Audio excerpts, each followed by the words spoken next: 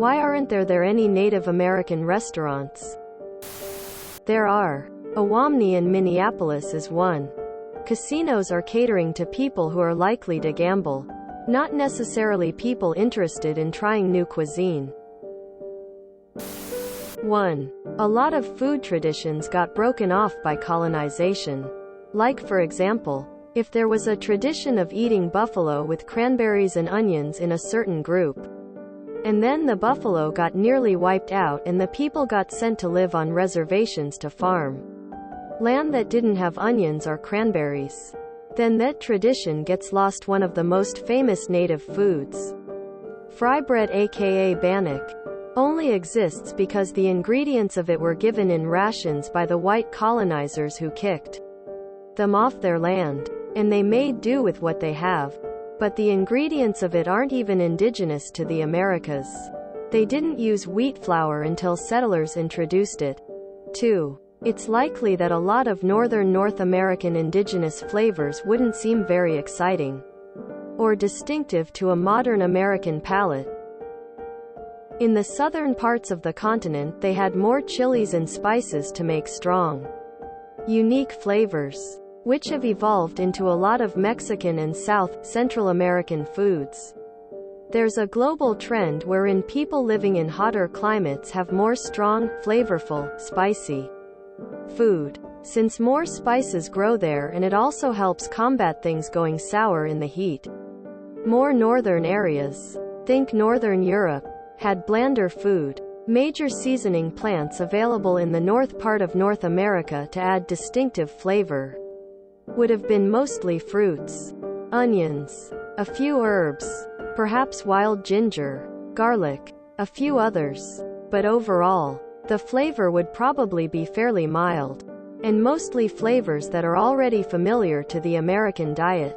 Therefore, it might not generate as much exoticity as something like Thai or Indian food, which are very different from traditional U.S. diet. 3. As others have pointed out, many indigenous food traditions did get taken up into mainstream American culture.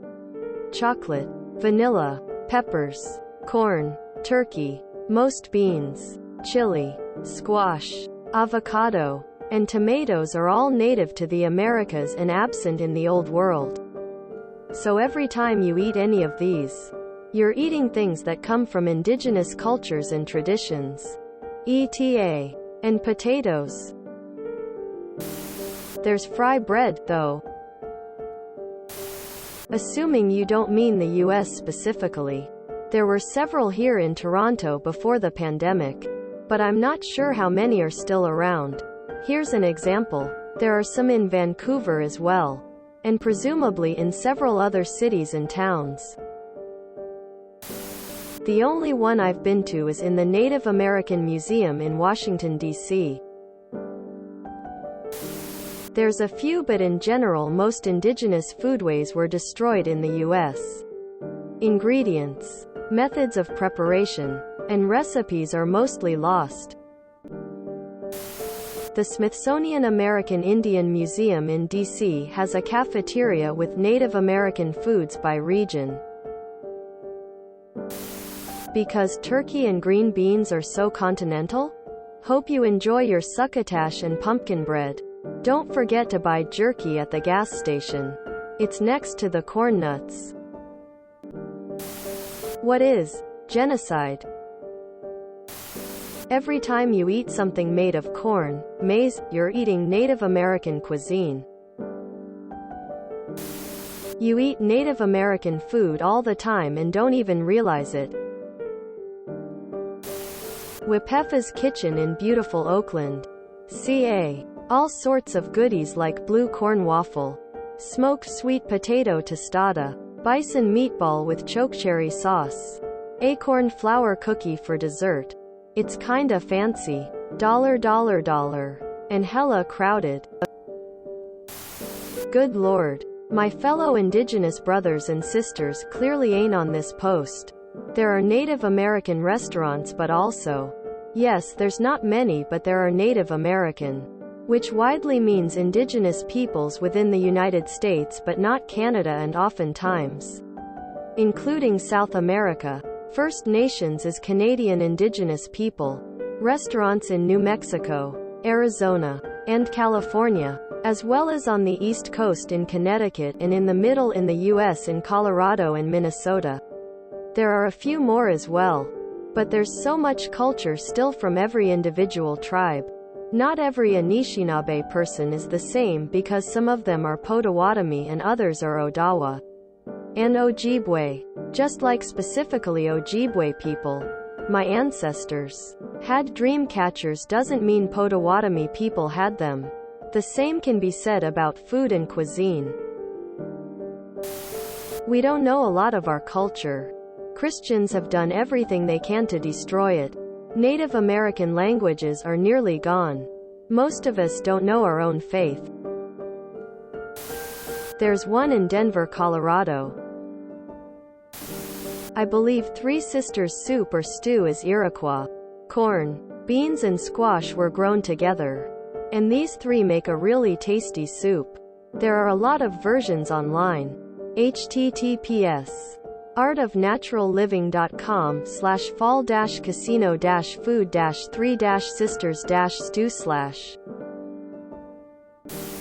Tobacco was native to the Americas and later introduced to Europe, so not exactly cuisine, but when you smoke, that's a Native American product you're consuming. There are several in Washington state, from fine dining to a food truck called Off the Reservation. But in general, the restaurant market is not a friendly place for cuisines that people are unfamiliar with.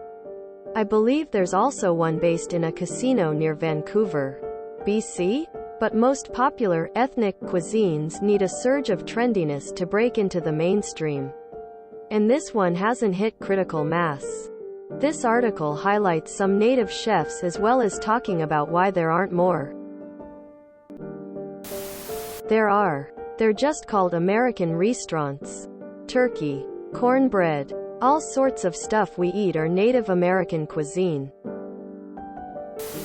Our food sucks. It's really that simple. It's nasty. It's weird stews with corn, beans, and deer meat. Please do not torture yourself with berry rabbit and squash. But you have to remember that many Mexicans are part native. So you can say the taco, burrito, enchilada all have some native influences. Otherwise, our food didn't get better until agriculture. And even then it's nothing you'd base a restaurant on. At least here, it's 15 stews with wild meat. I'm old enough to remember when we got butter to go in the green beans. We don't have a burger, pizza, orange chicken, spanakopita, wow food equivalent. It's really that our food is just really bad. If you enjoyed this video, please check out our playlists full of similar content. Epic Ericast is like doom scrolling for your ears. Please like, share, and subscribe.